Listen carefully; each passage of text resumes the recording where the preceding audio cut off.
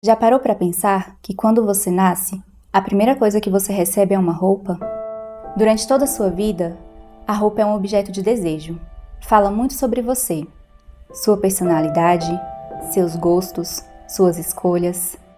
Mas talvez o que você nunca tenha parado para pensar é que existe uma pessoa que faz essas roupas. Uma profissional que é praticamente invisível na sociedade. Situações de trabalhos precárias, beirando a escravidão em alguns casos. Ver todos os dias sua profissão ser diminuída é desolador.